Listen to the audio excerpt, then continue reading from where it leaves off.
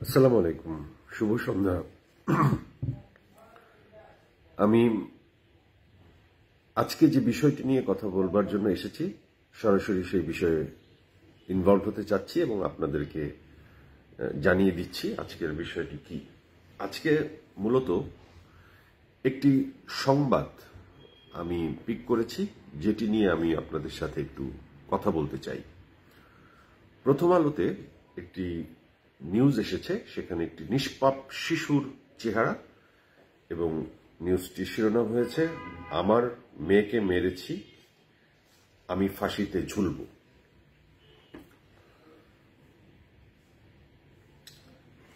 এই স্ট্যাটাসটা শেয়ার দিয়েছেন আশিকুর রহমান জুয়েল নামে এক ভদ্রলোক। তিনি লিখেছেন, ভালো স্বামী স্ত্রী না হতে পারলে দয়া করে কেউ সন্তানের জন্ম দেবেন না। আমাদের সমাজে প্রচলিত একটা ধারণা আছে যে স্বামী বা স্ত্রী কেউ খারাপ হলে বা দাম্পত্য সুখের না হলে সন্তান নিলে তা ঠিক হয়ে যায়। এর পরিণাম ভোগ করতে হয় আসলে নিষ্পাপ শিশুকে। এত ভাঙ্গা সম্পর্কে বাচ্চাটা না পায় বাবা, না পায় মা। তাই অনুরোধ করব, আগে সন্তানের জন্য একটা ভালো পরিবেশ তৈরি করুন, তারপর তাকে জন্ম দিন। এবার আমরা আসি প্রথম আলোর নিউজটাতে। সিলেট কোতোয়ালি থানার ভারপ্রাপ্ত কর্মকর্তা মোহাম্মদ আলী মাহমুদ বললেন, নাজমিন মেয়েকে হত্যার কথা স্বীকার করেছেন, তাকে আটকও করা হয়েছে। আমার মেয়েকে আমি মেরেছি, আমি ফাঁসিতে ঝুলব। সিলেট কোতোয়ালি থানায় আজ বুধবার বিকেলে কান্না করছিল নাজমিন জাহান নামের এক নারী, আর বলছিলেন, আমি আমার মেয়েকে মারছি, বালিশ চাপা দিয়ে মেরেছি, আমি আমার মেয়েকে মেরে আমি ফাঁসিতে ঝুলব। নাজমিন সিলেটের গোপালগঞ্জ উপজেলার দক্ষিণ বাতপাশা গ্রামের কালীকৃষ্ণপুর ইউনিয়নের জিয়াউদ্দিন সাহেবের মেয়ে। বাবা, বোন, দুই সন্তান সহ থাকেন সিলেট শহরতলির খাদিমপাড়া নিপবন আবাসিক এলাকায়। পুলিশ জানায়, দুপুরের দিকে সিলেট এমএজি ওসমানী হাসপাতালে এক শিশুর মৃত্যু হয়। এ ঘটনায় হাসপাতালের পুলিশ বক্স থেকে শিশুটির বাবা, মা ও নানাকে কোতোয়ালি থানায় পাঠানো হয়। পরে নাজনীনের কথা শুনে তাকে আটক করা হয়েছে। তার বিরুদ্ধে মামলার প্রস্তুতি নিচ্ছেন স্বামী। নাজনীন সাংবাদিকদের কাছে বলেন, তার স্বামী সাব্বির হোসেন 1 বছর 5 মাস বয়সী শিশু সাবিয়া হোসেনকে দেখতে না আসায় ক্ষোভে বালিশ চাপা দিয়েছিলেন, কিন্তু সে সময় শিশুটি মারা যায়নি। বাসার মালিক সহ প্রতিবেশীরা শিশুটিকে তার কাছ থেকে কেড়ে নেওয়ার সময় বমি করে। এরপর তাকে হাসপাতালে নিয়ে গেলে কর্তব্যরত চিকিৎসক মৃত ঘোষণা করেন। ওই নারী আরও বলেন, 2015 সালে বিয়ের পর তার স্বামী কাতারে চলে যান। 4 বছর পর দেশে ফেরেন। এতদিন স্বামীর কাছ থেকে কোনো ভরণ পোষণ সে পাননি। 2019 সালে স্বামী দেশে থাকার সময় তিনি সন্তান সম্ভবা হন। পরবর্তী সময়ে স্বামী আবার দেশের বাইরে চলে যান। সম্প্রতি দেশে ফেরার পর স্বামী শিশু সন্তানকে দেখতেও আসেননি। নাজমিনের ধারণা, তার স্বামীর অন্য কারো সঙ্গে সম্পর্ক রয়েছে। সাব্বিরের দাবি, তার স্ত্রী গ্রামের বাড়িতে থাকতে চান না, আলাদাভাবে থাকতে চান। স্ত্রী আগের স্বামীর ঘরের সন্তান সহ বাবা বোনের সঙ্গে থাকেন। বুধবার বেলা 1টার দিকে জাফলং যাওয়ার পথে সাব্বির খবর পান মেয়ে অসুস্থ, হাসপাতালে নেওয়া হচ্ছে। খবর পেয়ে তিনি হাসপাতালে যান। হাসপাতালে যাওয়ার পর স্ত্রী তার কাছে স্বীকার করেন মেয়েকে বালিশ চাপা দিয়ে হত্যা করেছেন। কত নির্মম একটি ঘটনা! এই নির্মম ঘটনাটা আজকে যদি মিডিয়ার কারো ক্ষেত্রে ঘটত, কোনো নায়ক, কোনো নায়িকা, কোনো গায়ক গায়িকা, কোনো সেলিব্রিটি যাকে সবাই চেনে, তাহলে আজকে কিন্তু সারা দেশের মানুষ নাক ছিটকাতো যে মিডিয়ার মানুষ খারাপ, মিডিয়ার মানুষ খারাপ, জঘন্য জঘন্য জঘন্য। ঘটনাটি ঘটেছে সিলেটে। আমাদের সমাজেরই একটি চিত্র ফুটে উঠেছে। সমাজের একটি ঘটনা কিন্তু সামাজিকভাবে একটি বিশাল ব্যাপার হয়ে দাঁড়ায়, কারণ নিশ্চয়ই এরকম ঘটনার পুনরাবৃত্তি হোক তা আমরা আর চাই না। তাই এই বিষয়টি আপনাদের সাথে একটু ডিসকাস করব। আজকে যে শিশুটিকে তার মা বালিশ চাপা দিয়েছে স্বামীর সাথে রাগ করে, অভিমানটা কার সাথে? স্বামীর সাথে। বালিশ চাপা দিল কাকে? নিজের শিশু সন্তানকে। কি মিষ্টি শিশু সন্তানটি! রাগ, অভিমান, দুঃখ, স্বামী স্ত্রীর বনিবনা না হওয়া, এটি অত্যন্ত কমন একটা বিষয়। এটি আমাদের সমাজে বহু আছে। এই কমন বিষয়টিকে খুব সুন্দরভাবে অনেকে হ্যান্ডেল করতে পারেন। না হোক স্বামী স্ত্রীর বনাবনি, থাক দূরত্ব, হয়ে যাক সেপারেশন, কিংবা একই ছাদের নিচে থেকে যদি সম্পর্কে দূরত্ব থাকে কিন্তু তার প্রভাব সন্তানকে পড়তে দেন না, সন্তানদের উপর পড়তে দেন না। অনেক অনেক স্বামী স্ত্রী সেই স্যাক্রিফাইস করে আসছেন সন্তানদের জন্য। আমাদের আগের প্রজন্ম, মানে আমাদের মা বাবা, তারও আগের প্রজন্ম, আমাদের নানা নানি, দাদা দাদি, আমরা কত কত দেখেছি, কত ঝগড়াঝাটি হয়, কত কিছু হয়, তারপর সব ঠিক হয়ে যায়। আমরা সবাই সুখী পরিবারের ভিতরেই অধিকাংশ পরিবার আমরা বেড়ে উঠেছি। কিন্তু আজ এই সংবাদটি আমাদের দেশের জন্য, আমাদের মানুষের জন্য, মানবতার জন্য একটি থ্রেট নিউজ। এর পুনরাবৃত্তি আমরা চাই না। আমি এই ঘটনাটা আপনাদের সাথে শেয়ার করলাম। আমি চাই যে সমসাময়িক অনেক ইস্যু নিয়ে আমরা আসলে কথা বলবো। আমার কথায় অনেক ভুল থাকতে পারে, আমার কথা আপনাদের পছন্দ নাও হতে পারে, কিন্তু আমি মনে করি এই যে শেয়ারিং, এই শেয়ারিংটার ভেতরে আপনারা অনেক কিছু নিজেরাও শেয়ার করতে পারবেন। আমাকে গালি দিয়ে কমেন্টস করেও আপনারা শেয়ার করতে পারবেন যে ঘটনাটা আসলে এরকম হওয়া উচিত না, এরকম ভুল যেন কেউ না করে। বা আপনাদের কারো ভেতরেও যদি এই ধরনের রাগারাগি থেকে থাকে, স্বামী স্ত্রীর সম্পর্কে মান অভিমান থেকে থাকে, এই সংবাদটি পড়ে জেনে আপনারা যেন আপনাদের রাগারাগিটাকে সন্তানদের উপর না ছড়িয়ে দেন, এই উপকারটা যেন হয়, এই বিষয়টি মাথায় রাখতে হবে। তো আমি আজকে এই সংবাদটিকে কেন্দ্র করে দু একটি ফোনে কথা বলবো। আমাদের মিডিয়াতে অনেক ফ্যামিলি আছে, অনেক নায়িকা আছে, গায়িকা আছে, যারা এত সুন্দর করে সংসার করে যা আপনারা কল্পনাও করতে পারবেন না।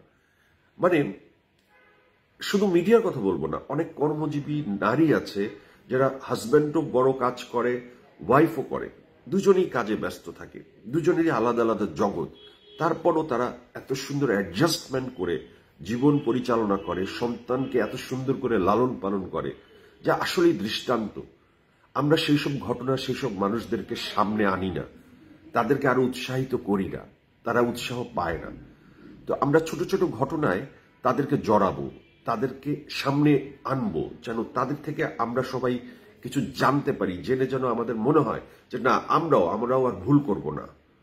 তো আমি আজকে আমাদের মিডিয়ার দুজন মানুষের সাথে টেলিফোনে সংযোগ করে দেব আপনাদেরকে, এবং তাদের সাথে কথা বলিয়ে দেব সংসার নিয়ে তারা কিভাবে এবং সন্তানকে কিভাবে আসলে লালন পালন করতে হয়, এই বিষয়টি নিয়ে আমি কথা বলবো।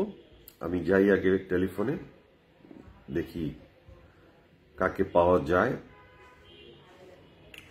অনেকে এত সুন্দর করে সংসার করে, মানে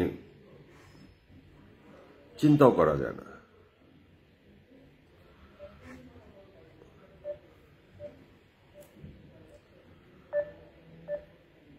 আমাকে একটু সময় দেন, আমি একটু ফোনে কানেক্ট হবার চেষ্টা করি।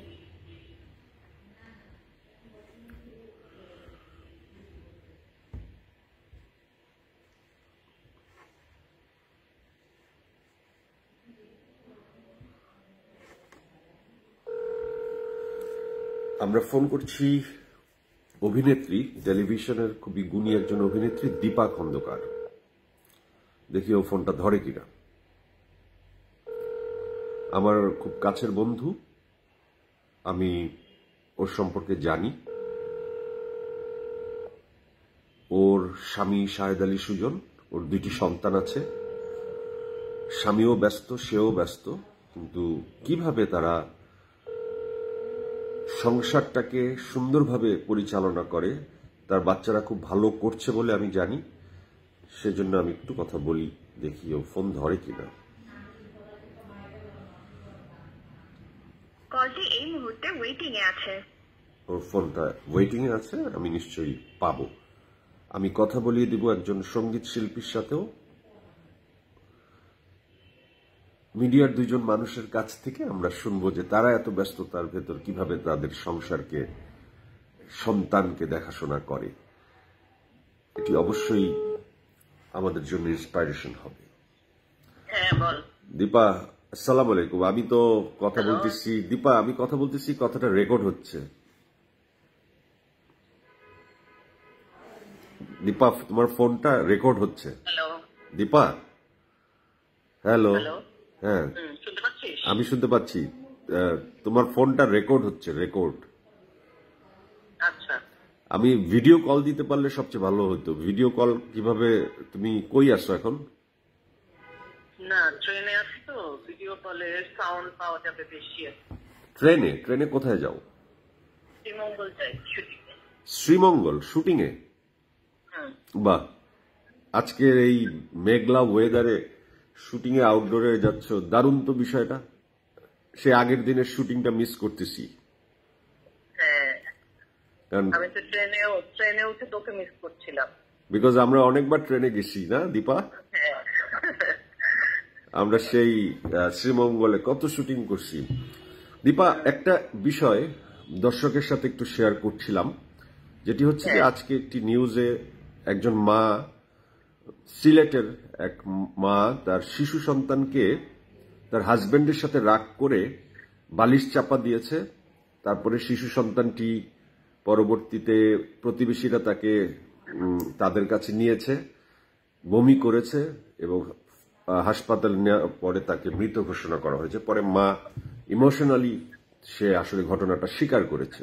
আসলে এই মার সাথে তার হাজবেন্ডের সম্পর্কটার ভিতরে একটা দূরত্ব ছিল। হাজবেন্ডটা প্রবাসী, কখনো আসে কখনো থাকে না। আবার তার দাবি হচ্ছে যে সন্তানকে দেখতে আসবার কথা ছিল কিন্তু আসে নাই বলে সেই রাগটা সন্তানের উপর সে নিল, যে সন্তানকে বালিশ চাপা দিয়ে সে ধরল এবং সন্তানটি আলটিমেটলি পৃথিবী ছেড়ে চলে গেল। কি নিষ্পাপ একটা শিশু। তো আমি সেই প্রসঙ্গে বলছিলাম দর্শককে, ঘটনাটা যদি আজকে মিডিয়ার কারো ক্ষেত্রে ঘটতো তাহলে সারা দেশ মানে মিডিয়ার মানুষকে ছি ছি থুতু মারত। ছোট্ট ঘটনায় কিন্তু এই ঘটনাটা কিন্তু আমাদের দেশে, সমাজে, সিলেটের একটি ঘটনা, এই প্রভাব যেন কোথাও আর না পড়ে। এজন্য আমি তোমার মতো একজন শিল্পীর সাথে কথা বলিয়ে দিচ্ছি যে আমি জানি যে তুমি যেভাবে সংসারটা করছো, তোমার দুইটা ছেলে মেয়ে আছে, কাজ তুমি করো, তোমার হাজবেন্ডও কাজ করে, কিন্তু ছেলে মেয়ে দুটিকে খুব সুন্দরভাবে মানুষ করছো। এই পুরো বিষয়টা, সংসার জীবনের পুরো বিষয়টা নিয়ে একটু তুমি দর্শককে কিছু বলবা? একজন লিখেছে যে আসলে স্বামী স্ত্রীর আন্ডারস্ট্যান্ডিং না হলে সন্তান জন্ম দেওয়াই ঠিক না। এই বিষয়টি নিয়ে তুমি কি বলবা? আসলে আমি শুরু থেকে বলি, সেটা হচ্ছে মিডিয়ায় হলে চিঠি বলতো আর বাইরে হলে চিঠি বলছে না, বিষয়টা আমার কাছে সেরকম না। এটা চিঠিরই একটা ঘটনা, থুতু দেওয়ার মতোই একটা ঘটনা। আর মানুষের রাগ আমার কাছে মনে হয় সেটা যেন এই পর্যায়ে পর্যন্ত না যায় যে যেখানে একটা এরকম কুৎসিত ঘটনা ঘটে যায়। আর আমরা বিশ্বাস করি, আমরা জানি, আমরা নিজেরাও ছোট ছিলাম যখন, আমাদের কাছে আমাদের পরিবার, আমাদের বাসা অভয়ারণ্য একটা বিষয় ছিল, যে আমার সন্তানদের বা যে কোনো সন্তানের জন্য তার অভয়ারণ্য। সেখানে যদি এই ধরনের ঘটনা ঘটতে থাকে, ছোট ছোট শিশুরা বা বাচ্চারা, ছেলে মেয়েরা, তাদের কাছে তারা কিন্তু বাসাটাও একটা ভয়ের জায়গা হয়ে দাঁড়াবে। বাবা মাকে তারা ট্রাস্ট করতে পারবে না। তো এই সমস্ত ঘটনা ঘটেছে, এরকম একটা ঘটনা ঘটেছে, সেই জন্য আমি ধিক্কার জানাই। আর আমি আশা করি যে এরকম ঘটনা আর কোথাও ঘটবে না। এই সমস্ত বিকৃত রুচির মানুষদের চিকিৎসা করানো হোক। আর অবশ্যই সন্তান জন্ম দেওয়ার আগে স্বামী স্ত্রীর বোঝাপড়াটা ভালো মতো বুঝে নিয়ে তারপরে সন্তান জন্ম দেওয়া উচিত। তারপর আমি বলবো যে অনেক সময় হয় যে সন্তান হয়ে যাওয়ার পরেও আন্ডারস্ট্যান্ডিং এর ঝামেলা হতে পারে, বা প্রতিনিয়ত হয়ও, অনেক সময়ই হয় সেরকম। তাই বলেই কি সন্তান হয়ে গেছে তারপরে এরকম একটা ঘটনা ঘটলেই আমরা মা হিসেবে বা বাবা হিসেবে সেই সন্তানের উপরে কিন্তু এই ধরনের রাগ মেটানোটা খুবই কুৎসিত একটা ঘটনা বলে আমি মনে করি। দীপা, স্বামী স্ত্রীর তো ঝগড়া হতেই পারে না, কিন্তু সেক্ষেত্রে আসলে মানে টেম্পারটাকে এত লুজ করা কি যাবে? মানে কারো কি টেম্পার এত লুজ করা উচিত? একদমই না। আমার কাছে মনে হয় যে যার রাগ, যার কষ্ট, যার প্রতি বিরক্তি, সেটা তার উপরেই থাকতো, সেটা অন্য কারো উপর যাওয়াটা খুবই কুৎসিত, মানে বোকামি আর কিছুই না। এই মহিলাটি যে ঘটনাটা ঘটিয়েছে তার বোকামি থেকে একটা চরম পৈশাচিক একটা ঘটনা ঘটিয়ে ফেলেছে। এ ধরনের ঘটনা কখনো ঘটুক সেটা আমাদের কারোরই কাম্য নয়, সন্তানদের তো নয়। আমাদের মিডিয়া ব্যক্তিত্ব হিসেবে আমি বলবো যে আমার একদমই কাম্য নয়। আমি একদমই জিনিসটা ধিক্কার জানাচ্ছি। দীপা, তোমার 2টা সন্তান, তারা কি করছে, কিভাবে তুমি তাদের যত্ন নিচ্ছ, কি কি শিখাচ্ছ, কিভাবে পড়াচ্ছ, এটা একটু বলবা? আমার 2টা সন্তান। আমার বড় ছেলেটা টিনেজ, ওর 14 বছর, ও ক্লাস 7-এ পড়ে। আর ছোট সন্তানটি আমার মেয়ে, ওর 7 বছর। তো টিনেজ ছেলের মা হিসেবে একটা ক্রিটিক্যাল টাইম আমরা পার করছি। কিন্তু সেই ক্ষেত্রে আমি বলবো যে টিনেজদের যে ধরনের নেগেটিভ অ্যাটিটিউড বা নেগেটিভ সময় পার হয়, আমার সন্তানের ক্ষেত্রে একদমই সেরকম কিছু হচ্ছে না। আমি অনেক হ্যাপি যে অনেক সুন্দরভাবে তাকে আমি লালন পালন করতে পারছি। তার এই দিনের সময়টাকে আমি সুন্দরভাবে পাস করতে পারছি। সে অনেক হাসি খুশি, অনেক চেয়ারফুল একটা বাচ্চা। আমরা সাধারণত শুনে থাকি যে টিনেজ বাচ্চারা যেটা করে, ঘরে বন্দী হয়ে থাকে, তারা বাবা মার সাথে শেয়ার করে না, কথা বলতে চায় না, সোশ্যালি মিশতে চায় না। আমার ছেলের ক্ষেত্রে আমি বলবো সেটা একদমই উল্টো। ও মন খুলে গান গায়। দেখা যায় যে আমি বাসায় থাকা মানেই হচ্ছে প্রত্যেক ঘন্টায় ঘন্টায় এসে সে আমাকে জড়িয়ে ধরে।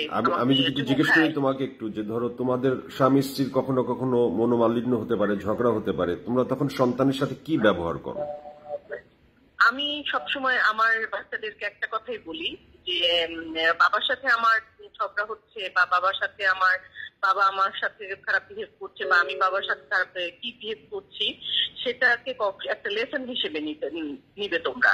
যেমন তোমার মনে হবে যে যার অ্যাটিটিউডটা তোমার ভালো লাগেনি, তুমি মনে করবে যে তোমার লাইফে তুমি এই ধরনের কাজ করবে না। তুমি সবসময় এই লেসনটা নিবে যে বাবা এটা করছে, আমি আমার লাইফে এটা কখনো করবো না, বাবা এটা ঠিক করছে না বা মা এটা ঠিক করছে না। যাকে তোমার বেসিক মনে হবে তুমি তোমার লাইফে সেটা কখনো করবে না, এভাবে চেষ্টা করবে। তো কষ্ট না পেয়ে, দুঃখ না পেয়ে লেসন হিসেবে নিবে। এটাই আমি সবসময় আমাদের পুরো বিষয়টার শেষ কথা, একটি কথা দিয়ে যদি তোমাকে শেষ করতে বলা হয় এই পুরো ঘটনাটায়, তোমার কাছ থেকে আমরা একটি কথা শুনতে চাই, একটি মধুর কথা শুনতে চাই যা আমাদের প্রাণ ভরে যাবে, এরকম একটি কথা কি বলবে? আমার কাছে মনে হয় যে সন্তান হচ্ছে একটা পরিবারের প্রাণ, একটা পরিবারের সৌন্দর্য। আমরা দামি দামি ফার্নিচার কিনি, দামি ফ্ল্যাট, বাড়ি গাড়ি কিনি, তার চেয়েও বড় সৌন্দর্য কিন্তু সন্তান ফ্যামিলিতে। তো সেই সন্তানের উপরে কোন রকম কোন রকম ঘাত, সেটা বাইরে থেকে হোক, পরিবারের ভেতর থেকে হোক, কোনোভাবেই কাম্য নয়। Thank you very much Dipa, thank you very much. সুন্দর শুটিং হোক, কথা হবে পরে। আমরা কথা বলছিলাম দীপা খন্দকারের সাথে, এবং আপনারা তো শুনলেন। আসলে মনটা খারাপ হবার মতোই একটি ঘটনা, একটি নিউজ, এবং আজকে এটি নিয়ে আলোচনার উদ্দেশ্য হচ্ছে যে এই ঘটনার পুনরাবৃত্তি আমরা চাই না, এবং আমরা সবাই সতর্ক হব। শুধু সতর্ক না, আমরা এই বিষয়টিকে খুব সিরিয়াসলি নেব, যেন কারো সন্তানের উপরে এই প্রভাবটা না পড়ে। আমি এখন যে ফোনটা করছি সে আমার খুব ক্লোজ ফ্রেন্ড, আরেকজন আমার কাজিন সঙ্গীত শিল্পী দিঠি চৌধুরী। আমি জানি না তাকে কানেকশনে পাবো কিনা, কানেক্টিং দেখাচ্ছে বাট নেটওয়ার্কে প্রবলেম। এনিওয়েজ, আমি নর্মাল ফোনে ফোন দিই। আমি একটু ভিডিও কল দিতে চেয়েছিলাম। দিঠিও ঠিক সেম, আমরা দেখি সারা প্রতিদিন রাতে দেখি ওর লাইভ, এই প্রোগ্রাম করে, সেই প্রোগ্রাম, এই পার্টি, সেই পার্টি, অনেক কিছু সে মেনটেন করে। কিন্তু তারপরে ওর 2টি ছেলে আছে, এত সুন্দর করে ও মানুষ করছে এবং এত সুন্দর করে ও সংসার করছে। দিঠি, জি এই ফোনটা রেকর্ড করছি দিদি, তোমার ফোনটা রেকর্ড করছি। ঠিক আছে ঠিক আছে। আমি একটু বলতে চাচ্ছি যে দর্শককে আজকে বলেছি, একটি নিউজ শেয়ার করেছি যে প্রথম আলোতে এসছে এক মা তার স্বামীর সাথে মনোমালিন্য করে শিশুকে বালিশ চাপা দিয়ে আলটিমেটলি শিশুটাকে মেরেই ফেলেছে এবং মাটা কেঁদে এখন আহাজারি করছে। তো তার শাস্তি তো হবেই, কিন্তু শাস্তি তো আসলে শেষ না। মা তো অনেক কষ্ট থেকেই সে আসলে এখন মানে বিষয়টি স্বীকার করেছে, কিন্তু আমরা এই ধরনের ঘটনা চাই না। আমি যে প্রসঙ্গে তোমাকে ফোনটা দিলাম, প্রসঙ্গটা হচ্ছে আমি বলেছি দর্শককে যে আজকে যদি এই ঘটনাটা মিডিয়াতে ঘটতো তাহলে অনেক আলোচনায় আসতো, কিন্তু ঘটনাটি সিলেটের একটি সাধারণ পরিবারে হয়েছে। এই ঘটনাটি নিয়ে হয়তো তেমন আলোচনা হবে না। এরকম বিচ্ছিন্ন ঘটনা আমাদের দেশে বহু ঘটে যায়, কিন্তু এই প্রত্যেকটি ঘটনা একটি অ্যালার্ম, এটি ওয়ার্নিং। আমি মনে করি যে সমাজে এই ধরনের ঘটনাগুলো বন্ধ হোক। এবং তোমরা হচ্ছে এত কাজ করো, এই যে সঙ্গীত, তোমার প্রতি রাতে শো থাকে, তোমার ফেসবুক খুললে দেখা যায় তুমি বিভিন্ন সোশ্যাল ওয়ার্ক করছো, কিন্তু তোমার দুটো ছেলে আছে, আমি জানি তুমি কত সুন্দর করে তাদের মানুষ করছো। তো আসলে একজন মা তার সন্তানকে কিভাবে টেক কেয়ার করা উচিত এবং স্বামী স্ত্রীর সম্পর্কের সাথে বাচ্চাকে কিভাবে আসলে ঝগড়ার সাথে কিভাবে বাচ্চাকে রিলেট করা উচিত না করা উচিত, এই পুরো বিষয়টি তোমার কাছে একটু জানতে চাই। তুমি একটু বলবা? আচ্ছা, প্রথমে জয় আমি তোমাকে ধন্যবাদ জানাচ্ছি। তুমি আজকে আমাকে ফোন করেছো, আর যে বিষয়টি সম্পর্কে তুমি আমার কাছে জানতে চাচ্ছ, একজন মায়ের কথা তুমি বললে। আসলে আমি বলবো যে একটি কথাই আছে যে নারী প্রাণ, এবং নারী প্রাণ এই শব্দটা শুধুমাত্র মা এবং সন্তানের দুজনের ক্ষেত্রেই কিন্তু প্রযোজ্য। কারণ সন্তান হলো মার শরীরের একটা অবিচ্ছেদ্য অংশ। সেখানে যে নারীটির কথা তুমি বললে যে মানসিক অবস্থার কোন পর্যায়ে গেলে আজকে সেই ধরনের একটি অ্যাটেনশন নিয়েছে, নিঃসন্দেহে দুঃখজনক। তবে হ্যাঁ, এটাও ঠিক, এইটার জন্য আমি কিছুটা আমাদের সমাজকেও দায়ী করব। কারণ হয়তো বা তার ভেতরে কি কাজ করছিল সেখানে হয়তো সমাজের কিছু দায়বদ্ধতা ছিল। তো আমি সেই প্রসঙ্গে আসলে এখন যেতে চাচ্ছি না, কারণ এই জিনিসটা চিন্তা করেই আমার গা শিউরে উঠছে। আমি আমার ক্ষেত্রে যেটা বলতে চাই যে আমরা যত কাজই করি না কেন, একটা কথাই আছে যে ফ্যামিলি কামস ফার্স্ট। এবং আমার ক্ষেত্রে আমি বলতে পারি যে আমি কখনোই আমার কাজকে অতটা প্রাধান্য দেই না যতটা প্রাধান্য দিলে আমি মনে করি যে আমার পরিবারকে ইগনোর করা হবে কিংবা আমার পরিবারের সদস্যদেরকে ইগনোর করা হবে। কারণ আমি সবসময় আমার কাজকে আমি ব্যালেন্সড ওয়েতে রাখার চেষ্টা করি। যতটুকু সম্ভব আমার পরিবারকেই আমি সময়টা দেই কিংবা কোয়ালিটি টাইম স্পেন্ড করার চেষ্টা করি। কারণ আমার দুটো ছেলে আছে, দুটো সন্তান, এবং পৃথিবীতে প্রতিটা সন্তানই কিন্তু মা বাবার মাঝখানে থেকে বড় হতে চায়। যেমন আমি একটা ছোট্ট উদাহরণ তোমাকে দিতে চাই। কিছুদিন আগে আমার একজন খুব ভালো একজন ক্লোজ ফ্রেন্ড, তার মেয়ে মাত্র 14 বছর বয়স ছিল এবং মেয়েটা আত্মহত্যা করেছে। She committed suicide. কারণ তার বাবা মায়ের মধ্যে সেপারেশন ছিল। বাবা মা দুজন একসঙ্গে থাকতেন না, বাবা এক বাড়িতে মা অন্য বাড়িতে, এবং মেয়েটা মার কাছেই থাকতো কিন্তু উইকেন্ডে তার বাবার কাছে আসতো। কিন্তু এই যে মানসিক যন্ত্রণায় মেয়েটা সাফার করছিল, এটা কিন্তু তার বাবা মা তার জীবদ্দশায় ওভাবে ফিল করতে পারেনি, যে কারণে পরিণামটা কি হলো, মেয়েটা আলটিমেটলি শি কমিটেড সুইসাইড। কিন্তু এখন তো আফসোস করে লাভ নেই, কারণ সন্তানদের মানসিক অবস্থা আমাদেরকে অবশ্যই বুঝতে হবে যতটুকু সম্ভব। বিশেষ করে সন্তানরা যখন শিশু বয়স থেকে বয়সন্ধি কালে যায়, তখন কিন্তু তাদের শরীরের ভেতর এক ধরনের হরমোনাল চেঞ্জেস আসে, তার মানসিক অবস্থার পরিবর্তন আসে, তার শারীরিক কাঠামোর একটা পরিবর্তন আসে। তো সেই সময়টা আমি মনে করি যে সন্তানদেরকে যথেষ্ট সময় দেওয়া উচিত, তাদের লাইকিংস ডিসলাইকিংস গুলোকে বোঝা উচিত, সন্তানটা কি চাচ্ছে সেই বিষয়ে। মা বাবার সাথে আমি বলবো যে সবসময় একটা বন্ধুত্বপূর্ণ সম্পর্ক রাখা উচিত তাদের সন্তানদের সাথে। হ্যাঁ, এটাও ঠিক যে আমাদের সমাজে, কিংবা আমাদের সমাজে না, সব জায়গায় স্বামী স্ত্রীর মধ্যে ঝগড়াঝাটি খুঁটিনাটি বিষয় সেটা কিন্তু খুব কমন একটা ব্যাপার। এবং এটাকে আমি বলবো যে একটা পর্যায়ে গিয়ে অনেক সময় মারা চিন্তা করে যে না, হাজবেন্ডের সঙ্গে বনিবনা হচ্ছে না, আমি এই সংসার ত্যাগ করে চলে যাব। কিন্তু না, মাদের এ ধরনের স্বার্থপরতা অন্তত মাদেরকে মানায় না। কারণ একটা পর্যায়ে গেলে তখন আমরা আর নিজেদের কথা চিন্তা করি না, আমরা চিন্তা করি যে আমাদের সন্তানদের কথা। আজকে যদি আমার স্বামী সংসার ছেড়ে ছেড়ে আমি চলে যাই, তাহলে আমার সন্তানদের ভবিষ্যৎ কি হবে? তো ওই জিনিসটা চিন্তা করে আমি কিন্তু আমার নিজের জীবনটাকে স্যাক্রিফাইস করতেই পারি, এবং মাই কিন্তু পারে সন্তানের জন্য স্যাক্রিফাইস করতে, বাবাও পারে। তবে মায়ের ক্ষেত্রে আমি বলবো যে, কারণ মা হচ্ছে এমন একটি শব্দ, অর্থটা আমি বলবো যে শব্দটা ছোট, অর্থটা অনেক বিশাল। এবং আমাদের কোরআন শরীফে কিন্তু মাকেই সর্বোচ্চ স্থান দেওয়া হয়েছে, কারণ বলা হয়েছে যে মায়ের পায়ে নিতেই সন্তানের দেশ। তো সেই ক্ষেত্রে মার দায় দায়িত্বটাই বেশি থাকে সন্তানের ক্ষেত্রে, এবং একমাত্র মাই পারে, একজন রমণী পারে পুরো পরিবারকে একটা বন্ধনে, একটা সুতোয় গেঁথে রাখতে। তো সেটা একমাত্র আমি বলবো যে মাদের পক্ষেই সম্ভব। এবং নারীর অনেকগুলো রূপ থাকে, এর মধ্যে অনন্য রূপ হচ্ছে মায়ের রূপ। এবং শুধুমাত্র এটা মুখোমুখি বললেই হবে না, কিংবা ইন্টারভিউতে বললে হবে না, সেটা কার্যত প্রমাণ করতে হবে যে না, আমি মা। এবং একজন মায়ের কাছে তার সন্তানের উপরে আর কিছুই নেই, তার কাজ না, কোনো কিছু না। একজন মায়ের কাছে সর্বাধিক প্রাধান্য হচ্ছে তার সন্তান, এবং সেই সন্তানকে মানুষ করবার জন্য একজন মার যা যা করণীয় সেই সবগুলোই আসলে আমি বলবো যে করা উচিত। নিজের কাজকে প্রাধান্য দিতে গিয়ে নিজের সন্তানকে অবহেলা করা উচিত নয়, কিংবা নিজের পরিবারকে নয়। সবকিছু আসলে পৃথিবীতে আমি বলবো যে সব সমস্যারই সমাধান রয়েছে। একটু ঠান্ডা মাথায় চিন্তা করে, সন্তানের কথা চিন্তা করে সেই ছোট ছোট সমস্যাগুলো সমাধান করা সম্ভব। একটু ইনিশিয়েটিভ নিয়ে আসলে সেগুলো করা যায়। তবে আমাদের সমাজে এখন আমি বলবো যে এটা একটা পুরুষ শাসিত সমাজ। অনেক ক্ষেত্রে দেখা যায় যে সর্বক্ষেত্রে পুরুষকেই বেশি প্রাধান্য দেওয়া হয়, পুরুষের সিদ্ধান্তকে প্রাধান্য দেওয়া হয়। সাপোজ একজন হাজবেন্ড ওয়াইফ, তখন সবসময় দেখা যায় যে হাজবেন্ড ডিসাইড করছে যে ওয়াইফ কি বাইরে কাজ করবে কি করবে না।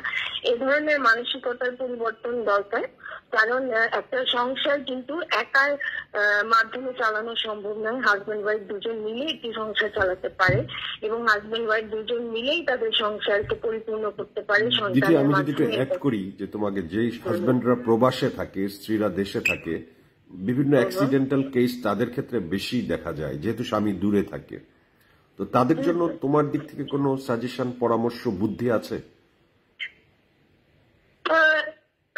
হ্যাঁ, এটা কি, এখানে দু ধরনের জিনিস হয়। একটা হচ্ছে যে ডিস্টেন্স, আমরা বলি সাধারণত যে ডিস্টেন্স নাকি ভালোবাসা বাড়ায়।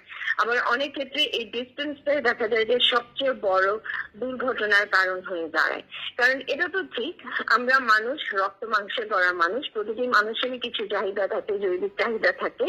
সেই চাহিদাগুলো যখন দেখা যাচ্ছে যে পূরণ হচ্ছে না, তখনই দেখা যায় যে একজন নারী কিংবা একজন পুরুষ বহির্মুখী হয়।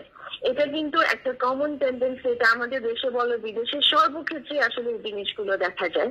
তো সেই ক্ষেত্রে আমি বলবো যে যদি ডিস্টেন্স থাকেও, সেই ডিস্টেন্সকেও কিন্তু ঘুচানো সম্ভব। কারণ এখন হচ্ছে হাইটেকের যুগ।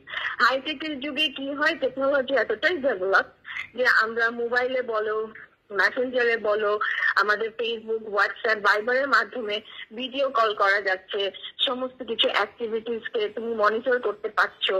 সেই আমার এটা কথা বলার অর্থ হলো যে কমিউনিকেশনটাকে অবশ্যই খুব মজবুত রাখতে হবে, স্ট্রং রাখতে হবে, সো দ্যাট নিজেদের মধ্যে যেন কোনো ধরনের গ্যাপ সৃষ্টি হতে না পারে। সবকিছু মানে হাজবেন্ড দূরে থাকলেও ওয়াইফের সঙ্গে রেগুলার যোগাযোগ হবে, ওয়াইফ কি করছে না করছে, কোথায় যাচ্ছে না যাচ্ছে, সেই বিষয়গুলো একটা হাজবেন্ড ওয়াইফ দুজনের প্রতি দুজনের একটা দায় দায়িত্ব থাকে, এবং দুজনের অধিকারও থাকে দুজন সম্পর্কে 100% জানা। তো সেই ক্ষেত্রে আমি বলবো যে কমিউনিকেশনটা যদি স্ট্রং থাকে, তবে সেই ক্ষেত্রে সেই দুর্ঘটনাগুলো না ঘটার একটা সম্ভাবনা থেকে যায়। আর যদি কমিউনিকেশন গ্যাপ হয়ে যায়, সেই ক্ষেত্রে অনেক ধরনের দুর্ঘটনা ঘটে। তো সেই কমিউনিকেশনটা যেন গ্যাপ না হয়, সেই দিকেই আসলে আমাদের ফোকাস করা উচিত বলে আমি মনে করি। এবং সন্তান কিন্তু স্বামী স্ত্রীর সবচেয়ে বড়, আমি বলবো যে স্বামী স্ত্রীর বন্ধনটাকে মজবুত করে হচ্ছে তাদের সন্তান। তো সেই ক্ষেত্রে অবশ্যই একটা পর্যায়ে গেলে সন্তানকেই প্রাধান্য দিতে হবে, সন্তানের ইচ্ছা মতো সবকিছু নিজেদের জীবনযাপন প্রণালী চালিত করতে হয়। যখন সন্তান থাকে না, হাজবেন্ড ওয়াইফ একা থাকে, তখন দুজনের সাথে সময় কাটাবার একটা থাকে, সুযোগ থাকে। কিন্তু সন্তান হয়ে গেলে দেখা যায় যে স্বামীরা হয়তো বাইরে ব্যস্ত হয়ে যাচ্ছে, স্ত্রীরা হয়তো সন্তানদেরকে নিয়ে খুব বেশি ব্যস্ত হয়ে যাচ্ছে। কিন্তু সেই ক্ষেত্রেও খেয়াল করতে হবে যে সন্তানকে পরিচর্যা করতে গিয়ে হাজবেন্ডকে অবহেলা করা যাবে না, কিংবা হাজবেন্ডকে বেশি সময় দিতে গিয়ে সন্তানকে অবহেলা করা যাবে না। মোট কথা, পরিবারের প্রতিটি সদস্যদের প্রতি সমান মনোযোগ দিলেই আমার মনে হয় যে এ ধরনের সমস্যাগুলো সমাধান করা সম্ভব। থ্যাংক ইউ ভেরি মাচ দিদি, thank you very much, thank you. পরে কথা হবে, ভালো থাকো, ভালো থাকো। কথা বলছিলাম দিঠি আনোয়ারের সাথে, সঙ্গীত শিল্পী। তার আগে কথা হয়েছে দীপা খন্দকারের সাথে।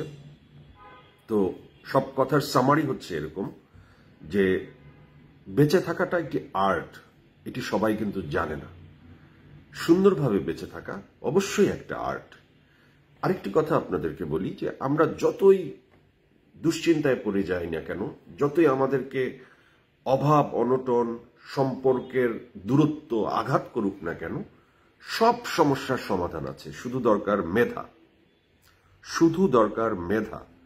আপনি ঠান্ডা মাথায় থাকুন, আপনি মেধাবী হয়ে বাঁচুন।